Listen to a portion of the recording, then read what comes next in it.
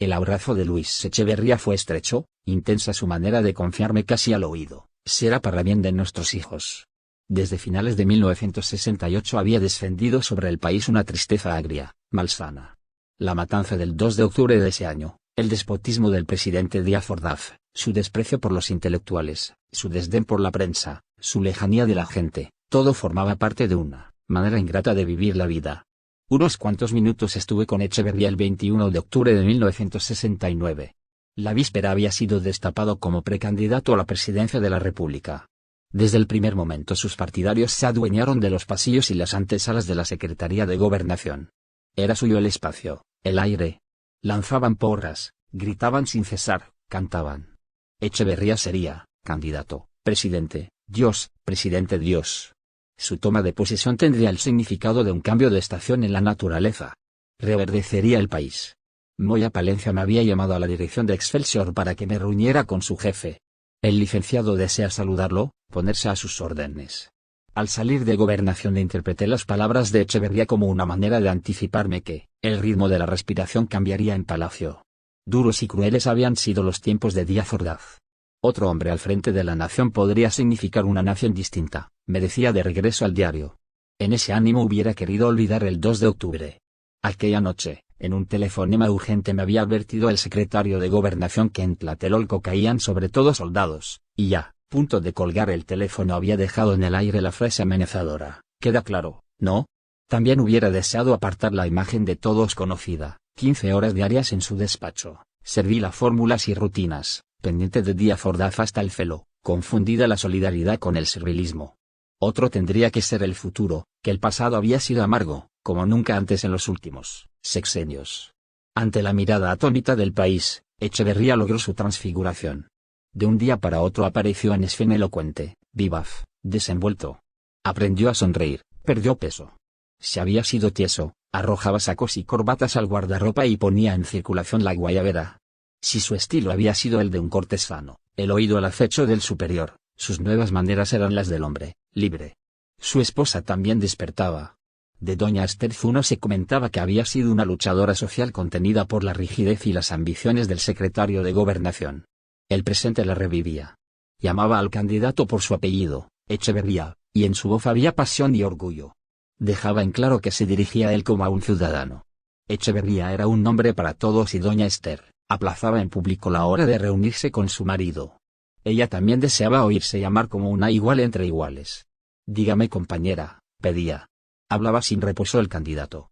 De un lado para otro, excitado siempre, era el movimiento continuo. Envuelto en un cierto aire indómito, atraía poderosamente la atención de los periodistas, curiosos por vocación. Aún su cuello de toro y el tranco de sus piernas eran tema obligado de los reportajes y las crónicas que daban cuenta minuciosa de las giras que emprendía por la República. Ofrecía el maná, ganado con el trabajo. Censuraba a los negociantes en el PRI y a los políticos en la iniciativa privada. Despreciaba el tiempo estéril, tiempo de reaccionarios, y abogaba por una nueva actitud mental, otra manera de mirarnos a nosotros mismos para hacer de la existencia una hazaña cotidiana, tiempo de revolucionarios. Resumía González Guevara, priista notable: es posible que haya nacido el líder que México necesita. Sobre cubierta del transbordador La Paz, la cara muelle de Mazatlán, María Esther aguardaba al candidato. Ciudadana del ciudadano, atendía el parloteo de las señoras que viajaban con ella.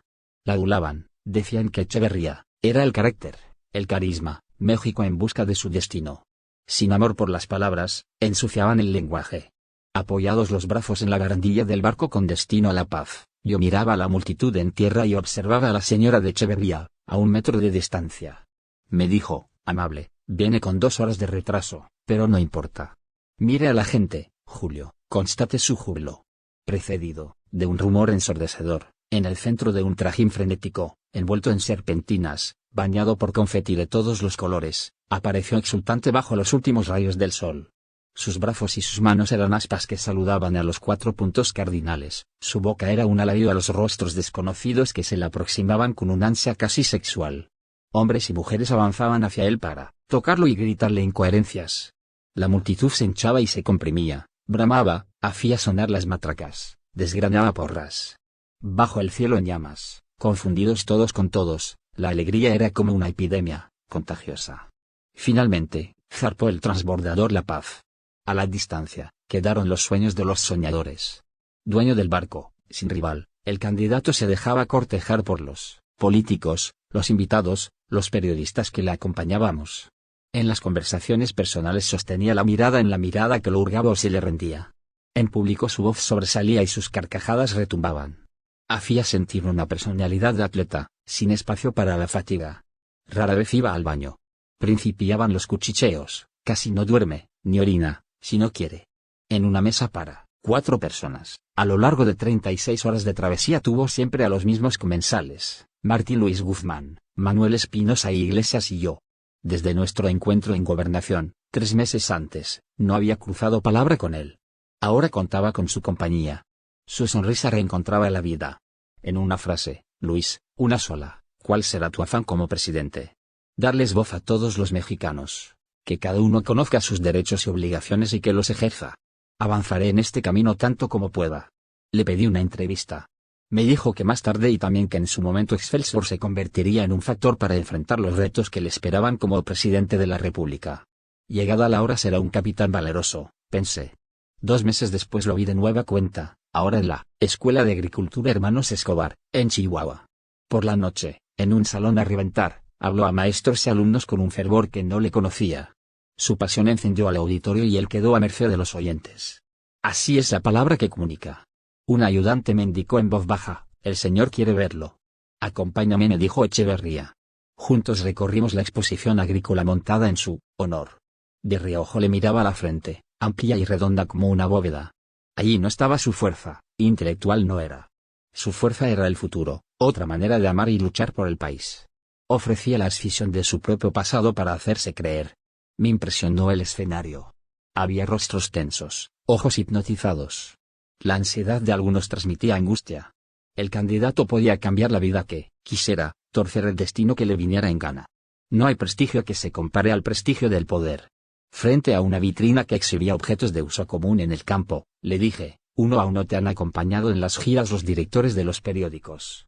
Fui el último, ¿por qué, Luis? ¿Son conocidas tus diferencias con el presidente? ¿Signo de interrogación abierta es todo? ¿De veras? Debo cuidar las formas. Ni siquiera, para mí es fácil el trato con don Gustavo. Tú le conoces. Solos entre la multitud, me emocionó su voz en sordina, cambiarán las cosas. Ten paciencia. La ira incesante, 2 esferas minúsculas por ojos, las pestañas ralas, a la intemperie los dientes grandes y desiguales, la piel amarilla, salpicada de lunares cafés, gruesos los labios y ancho la base de la nariz. Así era don Gustavo Díaz Ordaz. Algunas veces bromeaba acerca de su fealdad, pero si alguien le seguía el juego, estallaba su ira. Irritable, se vigilaba, desconfiado, se mantenía al acecho. Agobiado en los últimos años de su vida, después de la tragedia de 1968 resguardó su intimidad. La fortificó tanto que hizo de ella una cárcel. Allí murió. Un día me dijo que era como una espina y sudaba hasta empapar la camisa. No le creo, le dije. Sudo como un gordo. ¿Signo de interrogación abierta usted? Me consumo. Otro día me confió de su paso por la Secretaría de Gobernación, un pasatiempo en comparación con su responsabilidad de esos días, presidente de México. En términos humanos, no políticos ni históricos, ¿cuál es la diferencia? Le pregunté. Las cuerdas. No le entiendo, señor presidente. El secretario de Gobernación boxea en un ring protegido por cuerdas. El presidente de la República pelea en un ring sin cuerdas. Si cae, cae al vacío. Me miró a los ojos, no puede caer. Signo de interrogación abierta. ¿Y si lo tocan? No puede caer, le digo. Otro día lo felicité por el discurso que había pronunciado ante el Congreso de Estados Unidos. Fue un mensaje valeroso, señor presidente, le dije. Al país se le necesita como al agua y al sol y se le ama como al fruto, me dijo, a su vez.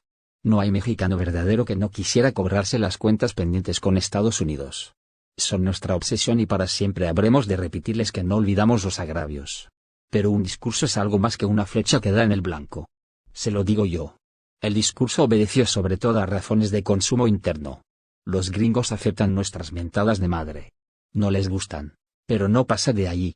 Lo conocí a mediados de siglo, en los tiempos remotos del presidente Ruiz Cortines. Ocupaba entonces la oficialía mayor de Gobernación. Rara vez bebía. Nunca lo vi fumar. Era esquelético y filoso. Dejaba al descubierto la carne viva. Era un haz de nervios. Conversábamos sobre América Latina. Viaje tanto como pueda, me aconsejaba entonces. Una noche, relajado día Ordaz en Los Pinos, le pedí su intervención para entrevistarme con los jefes de Estado de Guatemala, Honduras, Paraguay, Ecuador, Brasil, Argentina, República Dominicana. Con el mayor gusto, me dijo al instante. Quise interrumpirlo, darle las gracias. No vale la pena, me contuvo. A través de nuestras embajadas, Relaciones Exteriores concertaría las citas que me interesaban. Hablaría con el canciller Antonio Carrillo Flores, él se encargaría de todo. La víspera del viaje fui a Palacio. En ese tiempo despachaba el presidente en el Zócalo hasta las 2:30 o 3 de la tarde. Ese día, en el último momento asuntos urgentes habían reclamado su tiempo. Me deseaba éxito y a través del doctor Emilio Martínez Manoutou me enviaba un sobre que más adelante podría serme útil. Al entregarme el sobre me dijo sonriente el secretario del presidente, me pide tu amigo que lo abras hasta que el avión haya despegado. Signo de interrogación abierta porque hasta entonces. Esas fueron sus instrucciones. Rasgué el sobre. Calentaba billetes de $100. No tiene sentido, Emilio. No vale la pena. Dale las gracias al presidente. Te lo ruego. No seas ridículo. De veras, gracias. Como quieras. Así. Hubo un último argumento de Martínez Manoutou. Ofenderás al presidente, tu amigo. El mundo era un paraje ardiente, Paraguay fue el absurdo, Haití el horror. Por atención al gobierno de México, que había solicitado la entrevista, el presidente Alfredo Stroessner me recibiría solo unos minutos. Fui advertido en la casa presidencial, la visita sería protocolaria. Me vi frente a Stroessner, vestido de blanco. No hubo un gesto, una sonrisa. Me dio su mano como quien presta un objeto. Verde transparente me parecieron sus ojos redondos, abismales. Una pregunta, general.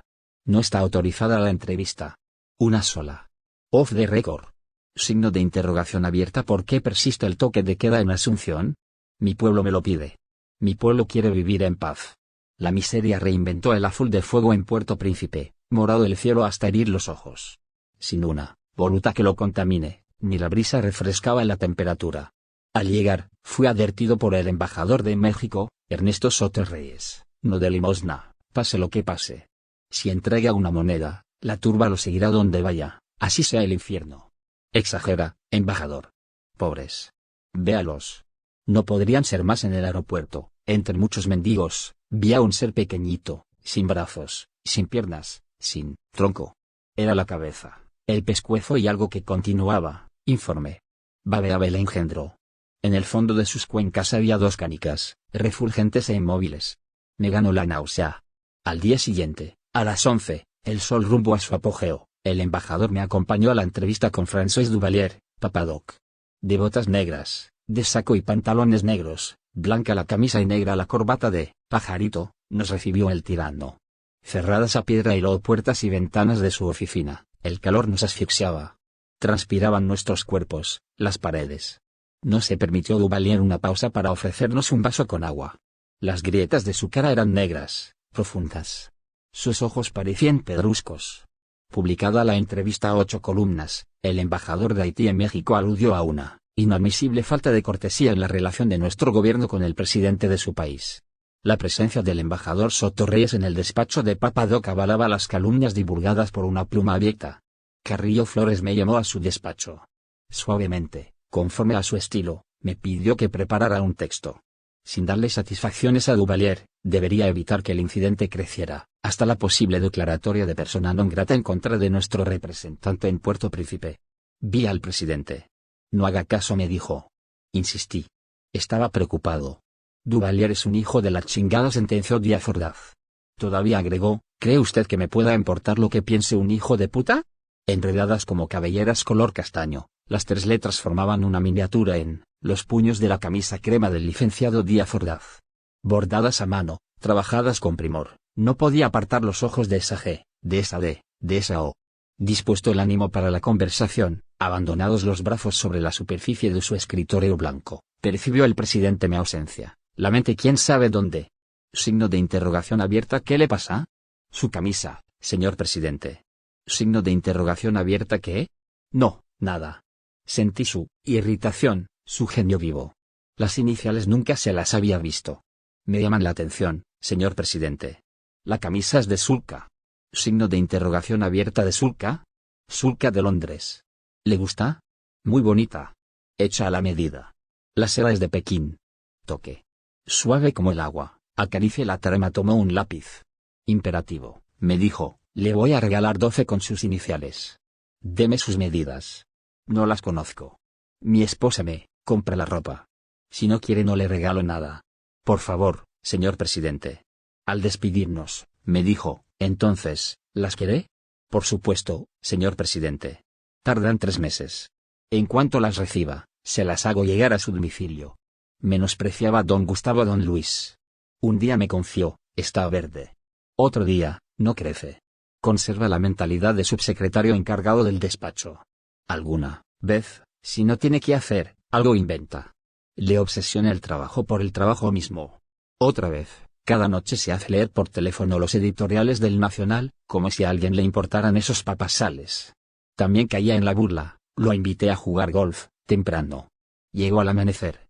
Todo cambió a raíz de octubre de 1968, el mes de la matanza de Tlatelolco y de la fiesta olímpica. La víspera tempestuosa fui elegido director general de Excelsior el 31 de agosto de 1968.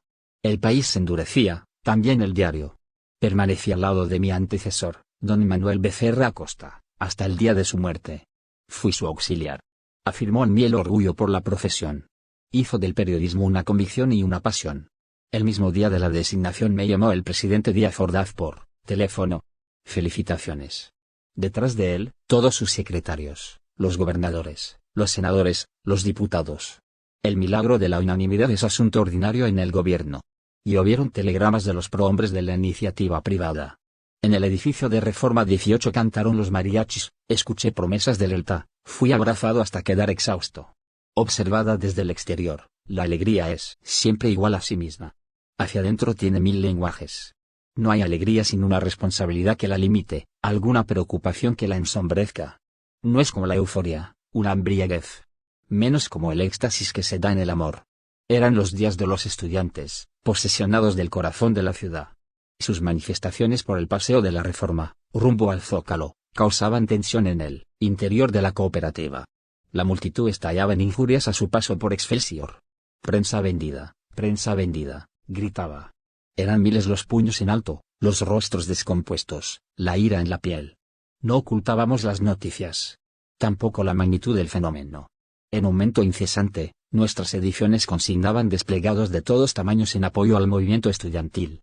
Aumentaba, también el número de telefonemas a mi oficina que recomendaban prudencia.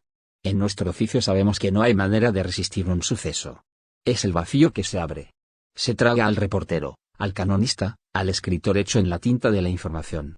Me decía el subdirector, Alberto Ramírez de Aguilar, un acontecimiento me sacude. Cuando me acuesto, me duelen los huesos. En las páginas del diario, el canto y la rabia estudiantil mezclados se abrían paso por sí mismos, inevitablemente. Septiembre fue turbulento. Cayeron las formas hechas añicos. Díaz Ordaz rechazó las solicitudes de audiencia de los estudiantes, pero les ofreció su mano desde Guadalajara. Chóquenla, fue el desafortunado giro que empleó. Respondieron los estudiantes que primero analizarían la palma presidencial, sometida a la prueba de la parafina para comprobar si contenía o no residuos de pólvora. Ni el eufemismo suavizó la brutalidad del desprecio. En ese momento, Palacio Nacional se perdió para siempre como viejo recinto de los dioses. Frente a la injuria, rijoso, fue por la venganza el presidente de la República. Efervescente la fiesta brava, aclamado como figura Manolo Martínez, calculó Díaz Ordaz, que el torero de moda le ofrecía la oportunidad de la revancha. Conocí el nudo de esta historia mezquina por motivos circunstanciales. El doctor Emilio Martínez Manouto desea comunicarse con usted, me anunció Elena Guerra, mi secretaria, la noche del viernes 17 de agosto de 1968. Tu amigo, el presidente, te pide por mi conducto que destaques la entrevista que acaba de conceder a Manolo Martínez. Ordenó casi. Estuvieron juntos 35 minutos. Te anticipo que fue una conversación muy interesante. Signo de interrogación abierta. ¿De veras, Emilio? Yo te ruego, Julio. Díaz Ordaz Torofilo. Nada podía ser más falso. Por si alguna duda hubiera, el general Luis Gutiérrez Oropeza, jefe del Estado Mayor Presidencial, ha dejado constancia de los hábitos de don Gustavo. En el 75º aniversario de su nacimiento, el 12 de marzo de 1986, le dedica un pequeño libro y precisa, Tenía afición por el box, el fútbol y el béisbol. Practicó el básquetbol, la natación y el golf. De toros y toreros, nada. Sin embargo, la entrevista tuvo el despliegue de un suceso. Esto, un ejemplo entre muchos, publicó en su portada la foto del presidente y de Manolo Martínez con este pie de grabado: el licenciado Gustavo Díaz Ordaz recibió ayer, en su despacho, al fino diestro de Monterrey, Manolo Martínez. Durante media hora charlaron de toros, revelándose el licenciado Díaz Ordaz como un conocedor y gran aficionado de la fiesta brava. La maniobra era burda, a sabiendas. Pero de eso se trataba. Golpe por golpe. Él ofició ante el abismo junto con otros fotógrafos. Jaime González había sido comisionado para que cubriera la información del mitin estudiantil en la Plaza de las Tres Culturas, anunciado para las 6 de la tarde del 2 de octubre. Ya entrada la noche, irrumpió en mi oficina. Quedó de pie, apoyadas las manos sobre el anticuado escritorio que heredé del señor Becerra, Acosta. Descansaban las patas del mueble sobre 4 angelitos de bronce con las alas en reposo. Signo de interrogación abierta. ¿Qué te pasa, Jaime? Fue espantoso. Estás lívido. Pise cadáveres. Blanos. Me sumía. La cirugía y el periodismo remueven lo que encuentran. El periodismo ha de ser exacto, como el bisturí. Signo de interrogación abierta. ¿Qué viste? Dime. Me dio la espalda y se apartó unos pasos, descompuesto. A la matanza de Tlatelolco se agregaba la angustia por la edición inminente. De esas horas crueles y lúcidas dan cuenta las 8 columnas de Excelsior la madrugada del 3 de octubre, recio combate al dispersar el ejército un mitin de huelguistas. Y en el cintillo, no habrá estado de sitio, afirma García Barragán. Horas después, en la primera plana de Últimas Noticias, Jorge Villalcalá publicó una fotografía helada, zapatos y prendas abandonados en el zacate de la Plaza de las Tres Culturas. Al crimen insensato dio vida el director del vespertino. Abel Quezada, como todos, se mantuvo en el frenesí, enviaba a Reforma 18 3 cartones diarios. No quiero quedar fuera. Si un cartón no sirve, tendrás para escoger, me dijo al día siguiente de la tragedia. Antes de colgar el teléfono lo escuché: para sí, cabrones. Fueron jornadas de prueba, el principio de una larga batalla entre el sometimiento y la libertad. Convocó el presidente de la República a los representantes de los medios de comunicación el 5 de octubre a mediodía. Nos reuniríamos en el edificio de la comisión organizadora de la Olimpiada, en Lieja y Paseo de la Reforma. La cita era para conversar largo. Comeríamos juntos. No llegó Díaz Ordaz. Martínez Manouto lo exculpó sin argumentos. Contrariando sus deseos, empezó. Todos entendimos. Tlatelolco pesaba en el ánimo presidencial. Había tensión en el comedor, dispuesto para el agasajo. Algunas bromas, sin humor, endurecían el ambiente. Díaz Ordaz, coincidían los asistentes, era un patriota. Su mano firme había salvado la Olimpiada y conservaba limpia la imagen de México ante el mundo. Estudiantes y alborotadores habían dejado al gobierno sin salida, argumentaban los profesionistas de la comunicación, eco de sus empresas. Saludé a Martínez Manouto, fue cordial. Su buena educación llega al refinamiento. Como un maniquí les sienta el traje. Rara vez filtra su rostro las turbaciones de las que nadie escapa. No advertí el momento en que uno de los dos levantó la voz.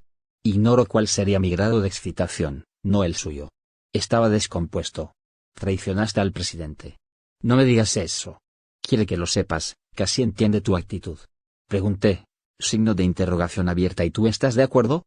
A nadie como a ti ha distinguido con su amistad. No esperaba una acometida así. Oscurecía la frase una relación de muchos años. No mezcles las cosas, Emilio. No tienes derecho. Me acusó de parcialidad ante los hechos. Parapetados en el edificio Chihuahua, los provocadores habían disparado contra los soldados, de arriba a abajo. Resultaba incomprensible mi actitud. Organizó Martínez Manouto el asedio en contra mía. Sus palabras eran cargos, subversión, deslealtad, desorden, caos, patria, lealtad, patriotismo, valor, entereza y, como remate, la razón de Estado. Frente al desorden, el orden, óyelo bien. Solo el Estado garantiza el ejercicio de la libertad, libertad con mayúsculas, la libertad que te permite hacer lo que haces. No hay brutalidad que ampare la razón de Estado, le dije, o le grité quizá. Tampoco supe en qué momento apareció entre nosotros el arquitecto Pedro Ramírez Vázquez, presidente del comité organizador de la Olimpiada. Nos invitó a la mesa y de cuajo cortó la discusión airada. Éramos muchos. Solo tengo presente al doctor Martínez Manouto. Nos pidió que veláramos por el país, hogar del mundo a partir del 12 de octubre. Pospongamos las querellas pendientes, que ya habrá tiempo de ventilarlas, resumía el mensaje que por su conducto nos transmitía el licenciado Díaz Ordaz. La factura la cobran terminados los juegos, dijo en los postres, frente a las copas semivacías. Algunas carcajadas festejaron la broma atroz. De la intriga a la asfixia de los insumisos, las puertas de Palacio fueron declausuradas para el director de Excelsior, ciego que fuera, las miraba inaccesibles. Se me rechazaba con buenas maneras. No hay peor retórica que la cortesía. Enerva como un veneno dulce. Medio octubre, todo noviembre y todo diciembre procuré entrevistarme con el licenciado Díaz Ordaz. La corrección era el estilo de la negativa invariable. El señor presidente está enterado de su solicitud de audiencia y le envía sus saludos. A la primera oportunidad tendrá el mayor gusto en recibirlo. Respecto del pasado, el presente quedaba trunco. Yo pensaba que los enigmas de la política había que descifrarlos en Palacio y no aceptaba mi exclusión de sus salones embrujados. Una sensación de agobio llegó a dominarme. Además, no había ido tan lejos como hubiera podido y había violado zonas sagradas que juré respetar. Era para mí un motivo de orgullo la presencia de don Alejandro Gómez Arias, por muchos años ajeno al quehacer periodístico, en la sexta plana de Excelsior. Fue escéptico el día en que me hizo entrega de su primer artículo. Será por poco tiempo, dijo. No, don Alejandro. La decisión la tomará usted, no yo. El 27 de julio de 1968, frente a la rectoría de la ciudad universitaria, el rector Javier Barros Sierra había izado la bandera nacional a media asta. El duelo del alma mater condenaba al gobierno, que de un bazucazo había destruido un portón centenario de la Preparatoria Nacional, símbolo y obra de arte. Gómez Arias, unida su historia personal a la historia de la universidad, forjador de su autonomía, escribió sobre el tema con palabras como navajas. Me venció el temor a la libertad. Le dije que tenía en las manos un texto de Rosario Castellanos y que 2 artículos sobre el mismo tema y en la misma plana editorial, frontales contra el presidente, me parecían excesivos. Le pedí comprensión, margen para la maniobra. Aplazaría la publicación de su artículo. Sin una palabra envió por sus cuartillas esa misma noche. Los días, entre tanto, transcurrían preñados. Tiempo intenso el de esos inicios de 1969, cambiaba el país. Era voz pública que el presidente sufría alteraciones en su personalidad, confundida la introversión con la soledad. Su esposa, doña Guadalupe Borja, desaparecía de la escena pública. Corría el rumor, no resistió la tensión nerviosa. Temía por la vida de su esposo y por la integridad de Gustavo, Guadalupe y Alfredo, sus hijos. Llegó la noticia, al fin. El presidente me recibiría, en Los Pinos. Llegó también la advertencia, 5 minutos. Frío, de pie, me felicitó por el año nuevo y me preguntó por mi familia, no por mi trabajo, se interesó por mi salud, no por mis proyectos. A su vez me habló de su familia, no del gobierno ni de sus colaboradores, de su amigo de la infancia, Bautista, no del país. Abordó con desgano algún dato de su propia niñez, y luego, sin que viniera a cuento, me dijo malhumorado, no hay manera de darle gusto a nadie. Si mis hijos van a la escuela en un automóvil usado, soy un avaro y un hipócrita. Si se presentan en un carro último modelo, soy un cínico y un hijo de la chingada. Signo de interrogación abierta. ¿Y qué hace usted, señor presidente? Nada. Dejo que ellos decidan. Quisiera que habláramos del 2 de octubre, señor presidente. No. Le ruego. Le repito que no. Permítame insistir. Signo de interrogación abierta. ¿De veras quiere que hablemos? Sí, señor presidente.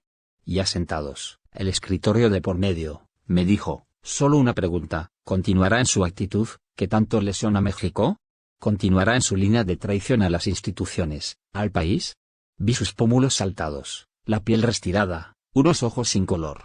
Sentí la angustia en las pantorrillas. Quise ganar tiempo, enfriar su cólera.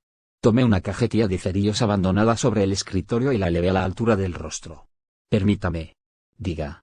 La cajetilla es una sola, señor presidente. Lo que usted ve no lo veo yo y lo que yo veo no lo ve usted. Existen respecto de Tlatelolco, por lo menos, 2 puntos de vista. Conversemos, se lo ruego. Es inútil. Corto. Siguió un periodo de acoso. Un grupo de trabajadores, expulsados de Excelsior a principios de 1965, volvió a la carga en 1969. El gobierno cuestionó la legalidad de la cooperativa. En la serie de televisión Anatomías, Jorge Saldaña le dedicó un programa a la casa editorial, un antro.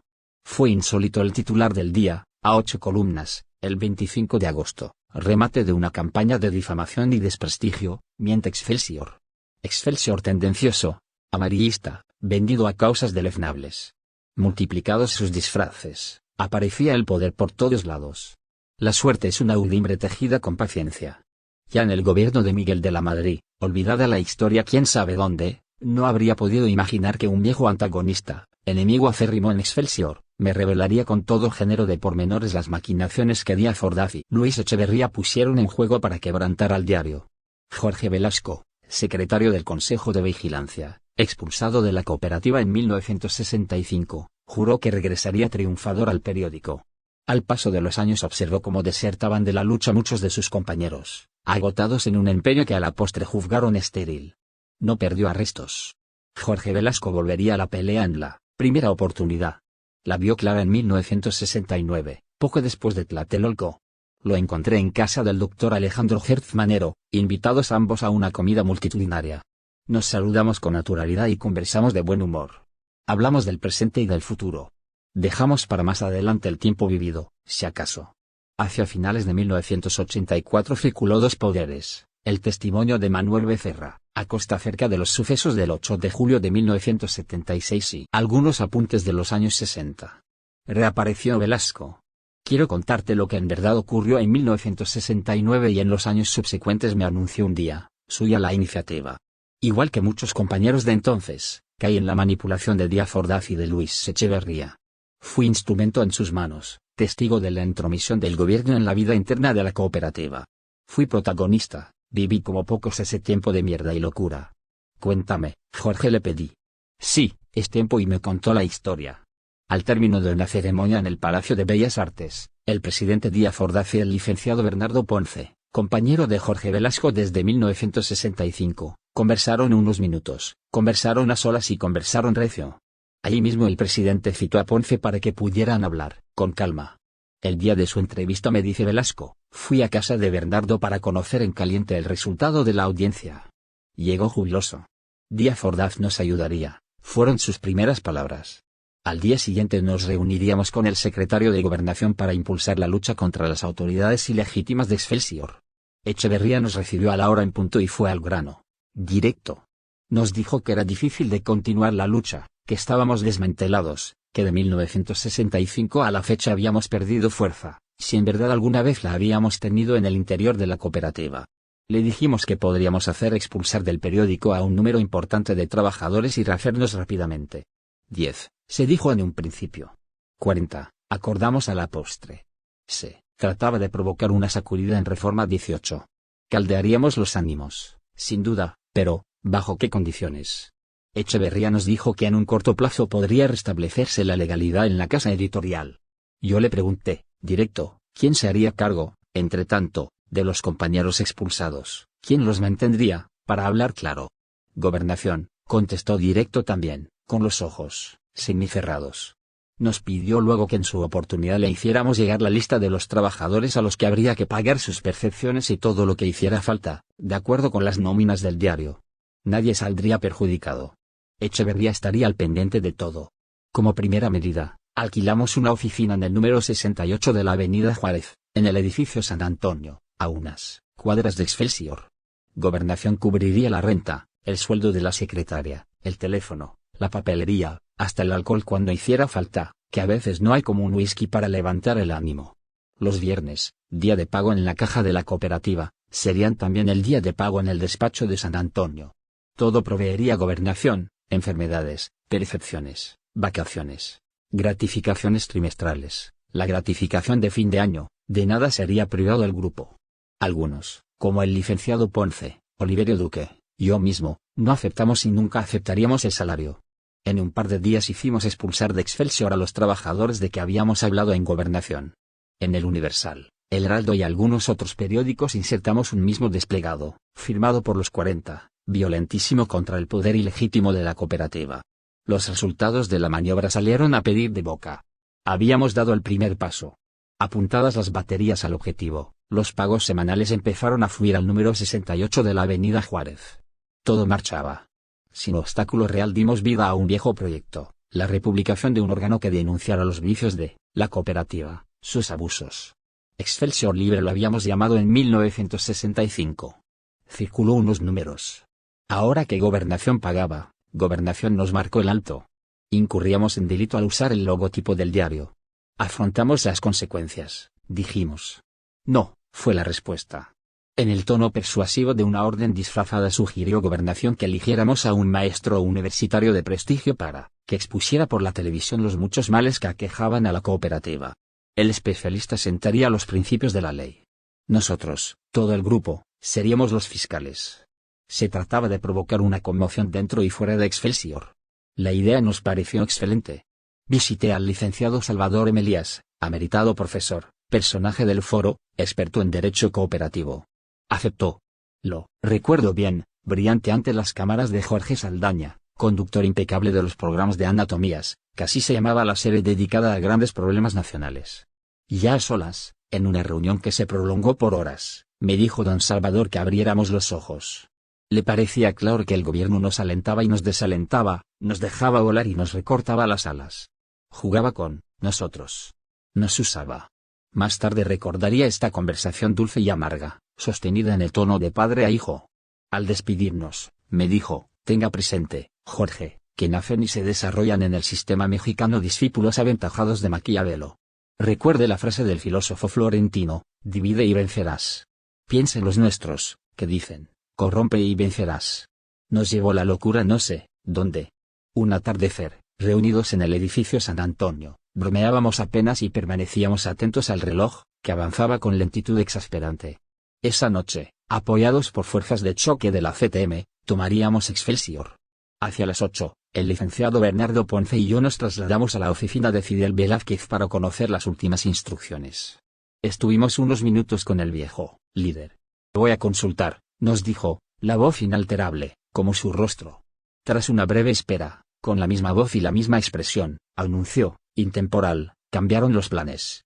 Apóstrofe signo de interrogación abierta como, ¿don Fidel? Vio a lo alto y repitió a medias, cambiaron. ¿Recuerdas el mitin frente al edificio de Excelsior, Julio querido, una mañana soleada? Gobernación se ocupó hasta de sus últimos detalles, Gobernación lo planeó todo. Exhibimos mantas como un contingente de la Confederación Nacional de Organizaciones Populares. Las llevaron grupos de choque de Ciudad Nezahualcóyotl. Rodeados de policías, parte de la escenografía, arengamos a nuestro gusto esa mañana. Levantamos los puños, gritamos, juramos que habría justicia, prometimos nuestro pronto regreso a los linotipos, a la redacción, a los talleres de formación, a publicidad. Volveríamos a Excelsior. Ahí mismo, eufóricos, decidimos caminar hasta el monumento a Juárez, casi enfrente de nuestra oficina en el edificio San Antonio. Prolongaríamos el mitin, la jornada terminaría con el día. Al invadir el mármol del hemiciclo, dispuestos a la arenga, algunos policías nos suplicaron que regresáramos tranquilos a nuestras actividades cotidianas. ¿Por qué? Preguntamos. ¿Por qué? La respuesta cayó del cielo, inapelable, orden superior. Nos sostenía la prolongada amenaza del gobierno contra los directivos de Excelsior, espada de Damocles que bailoteaba sobre sus cabezas y que tarde o temprano habría de caer y herirlos de muerte. La Secretaría de Industria y Comercio, a través de la Dirección de Fomento Cooperativo, había dicho por escrito que no había rigor en la casa editorial, que no ajustaba sus actos a las exigencias de la ley. Algún día la letra oficial iría más allá del papel y la tinta. Algún día sería tangible en actos de gobierno, pensaba. El 2 de septiembre de 1970, al día siguiente del último informe de Díaz Ordaz al Congreso de la Unión, el director de Fomento Cooperativo nos hizo llegar un documento que nos llenó de ánimo. Enviado a los ciudadanos Luis Rojas, Ricardo Chávez, Pablo López y demás firmantes, decía, en relación con la consulta que ustedes hacen a esta Secretaría de Industria y Comercio, respecto a si la convocatoria suscrita por quienes se ostentan como presidente y secretario del llamado Consejo de Administración de Excelsior CIA. Editorial, S. C. L. para la celebración de una Asamblea General Extraordinaria el próximo 11 de septiembre, tiene validez legal, así como la Asamblea respectiva. Informo a ustedes que esta Secretaría no tiene conocimiento legal de dicha convocatoria y que, de acuerdo con lo resuelto en nuestro oficio 04740014, ex. o 632.2725.de/71, de 24 de julio de 1969, la cooperativa Excelsior CIA. Editorial, S. C. L. se encuentra en situación irregular por no ajustar su funcionamiento a las disposiciones legales aplicables, por lo que la convocatoria a la Asamblea de Referencia no tiene validez alguna. Atentamente. Sufragio efectivo. No reelección. El director. Y la rúbrica, licenciado Jorge F. Montúfar. Llego al final, me dice Velasco. Díaz Ordaz vivía el ocaso de su sexenio, Echeverría viajaba por la República como candidato y Mario Moya Palencia despachaba como encargado de la Secretaría de Gobernación. El licenciado Castillo Lavín, juez décimo de lo civil, tenía a su cargo el caso Excelsior. Moya Palencia le había recomendado que estuviera pendiente del asunto sin precisión mayor. En un momento oportuno le haría llegar alguna indicación. Enterados de estos detalles, el licenciado Ponce y yo visitamos al juez. Lo encontramos en el mejor ánimo. Nos dijo que posiblemente fallaría el litigio en un tiempo breve. Al mediodía volví a su despacho y le supliqué, poseído, que dictara su fallo cuanto antes. Le dije que nos urgía tener la sentencia en las manos, acariciarla, que llevábamos muchos años en esto, que la crisis emocional de algunos de nuestros compañeros era ya insoportable.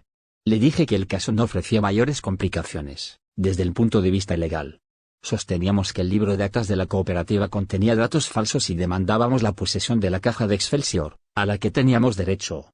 Hablé sin reposo y me escuchó sin fatiga. Al despedirnos quedé con una grata sensación. El lunes a primera hora, informados de la sentencia favorable, fuimos el licenciado Ponce y yo a Gobernación para compartir con el licenciado Moya la buena nueva, conversar con él, planear juntos las acciones inmediatas. Desde el inicio de la entrevista nos dimos cuenta de que la noticia le había tomado por sorpresa. Fue ríspido, cortante. Nos despedimos de él en un clima helado. Ya en la calle el licenciado Ponce y yo, uno de los dos comentó, esto ya se pudrió. Podrido estuvo siempre, dijo el otro. Te fuimos a ver, ¿recuerdas? Termina la historia. Tomamos café en el hotel El Presidente de las Calles de Hamburgo. Te pedimos el finiquito con Excelsior. Nos dijiste que consultarías con la cooperativa. Signo de interrogación abierta. ¿Por qué me cuentas todo esto, Jorge? Le pregunté a Velasco. Signo de interrogación abierta. ¿En verdad necesitas que te conteste? Sí, Jorge. Hay un poco de todo. Venganza, coraje. La mierda, Julio, que se airee.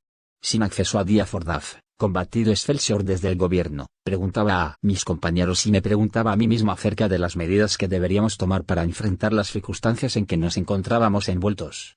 Para todos era claro que el único punto que no podíamos discutir era la diaria afirmación de nuestra independencia como periodistas. Conocíamos a la gran mayoría de nuestros colegas, inclinados ante el poder. El 7 de junio de 1969, día de la libertad de prensa, aprovecharon la oportunidad para rendirle otra vez acatamiento al presidente Díaz Ordaz, como si lo necesitara tan explícito y servil. El orador oficial centró su discurso en los sucesos del 2 de octubre de 1968. Una ovación como no se había escuchado en estas celebraciones premió sus palabras. Inimitable maestro del lenguaje, Martín Luis Guzmán había dedicado su genio a la exaltación de Díaz Ordaz. Que no le debía la república, libertad, tranquilidad, paz, orden, progreso. La ovación seguía y seguía. Igual que una lluvia tenaz, obsesiva. De frente a centenares de periodistas, entre el secretario de la Defensa, general Marcelino García Barragán, y el secretario de Relaciones Exteriores, Antonio Carrillo Flores, yo permanecía con los brazos desmayados. Nada me haría aplaudir. Luis Javier Solana me hablaría más tarde de esa actitud, insólita en el Presidium. También la comentaría con Federico Fasano, periodista argentino, amigo común, en términos elogiosos. No podía haber adivinado Solana mi estado de ánimo. Volvía en esas horas del banquete 8 meses atrás. Excelsior había informado con honradez y veracidad acerca de los sucesos de Tlatelolco. Esto era cierto, pero no me engañaba. Habíamos escamoteado a los lectores capítulos enteros de la historia de esos días. Poco sabíamos de la vida pública de los presos políticos, menos aún de su intimidad, y habíamos evitado las entrevistas con ellos. Habíamos permanecido en la calle, presos nosotros frente a su cárcel. Sabía bien que en nuestras manos había estado la decisión de cumplir o no con ese trabajo, pero también sabía que el presidente no había propiciado el mejor clima para el desarrollo de una información irrestricta. A solas, en mis pesadillas y mis temores, Díaz Ordaz me perseguía y yo lo perseguía a él. Díaz Ordaz para perjudicarme, yo para contener su ira. La obsesión es un círculo, la voluntad una línea recta que rompe el círculo o se degrada. Resuelto a escapar de mi propio ahogo, no sabía cómo enfrentar el problema. Daba vueltas sobre mí mismo, perplejo. Pensaba en el anverso del presidente Díaz Ordaz, el general Cárdenas. No me resolvía pedirle una cita y conversar con él sin otro límite que su interés por escucharme. Al paso de los días más y más me atraía el propósito.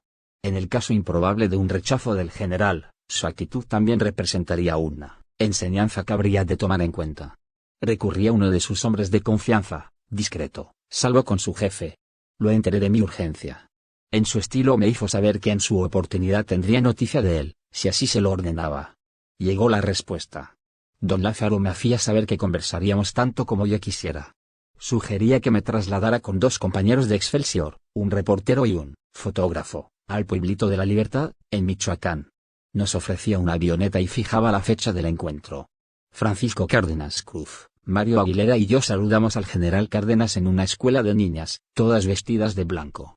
Cantaron en tarasco. Las voces eran como el agua, transparentes. No me atreví a preguntar si el coro había pronunciado mi apellido, que creía escuchar en la frescura del canto matinal. Te cantaron en su lengua y te dieron los buenos días. Te dicen las niñas que están contentas y agradecen que las visites, me dijo el general. El sol la emprendía hacia su plenitud, pero aún hacía fresco. Solos el general y yo iniciamos una larga caminata. A nuestra izquierda corría el caudal de la presa Yosocuta, de la comisión del río Balsas. Me sentí libre, sin frenos. Díaz Ordaz agredía a Excelsior, Díaz Ordaz se entrometía en la cooperativa, Díaz Ordaz vivía atormentado por la matanza de Tlatelolco, los muertos lo perseguían y perdía los escrúpulos, Díaz Ordaz era un hijo de la chingada. Sin dejar de caminar, me sentí paralizado. No tenía derecho a valerme de expresiones ofensivas en una consulta con el expresidente. Lo escudriñé completo, asustado, yo. Miraba de frente al general y mantenía el paso. Recobré la confianza. De nuevo hablé sin una interrupción. Estallaron mis nervios. Hablo sin parar, general, y usted permanece callado. Dígame algo, lo que sea, pero dígame algo. Le abro mi corazón y el suyo sigue cerrado a piedra y lodo. Signo de interrogación abierta. ¿No entiendes? Me dijo. Explíqueme, general. Es que no entiendes, de veras. Un leve movimiento de su labio superior anunciaba a veces una sonrisa. Injuriaste al presidente de México y no te detuve. ¿No te basta? Nada podía objetar.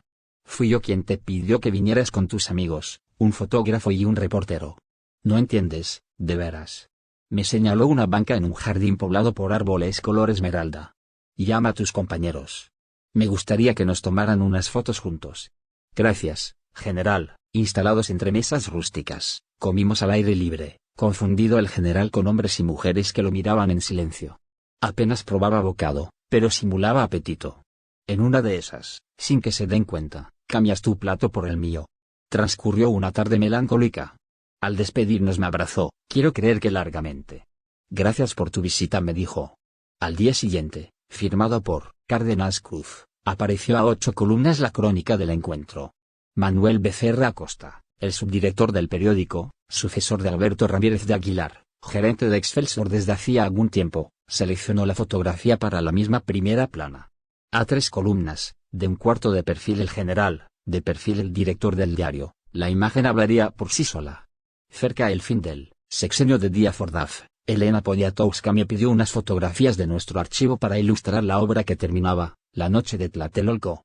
Eligió sin cortapisa. Al despedirnos le pedí que no revelara la procedencia de los documentos que llevaba consigo. Aún pensaba que el periodismo es un problema de equilibrio y contrapesos, arte acrobático con redes de protección. En el libro de Elena no aparecen los créditos de las fotografías, muchas espeluznantes, bellas todas. Inútilmente me arrepentí de una decisión tan arbitraria. Cada foto tiene su propia historia y su autor, Jaime González, Rafael Escoto, Miguel Castillo y Carlos González. Ellos alumbraron las sombras de la noche terrible. Nadie tenía derecho a desconocer su esfuerzo. Como ninguna otra muerte, mata el trabajo anónimo. La incertidumbre y la zozobra fueron de constantes hasta el último día del gobierno de Díaz Ordaz.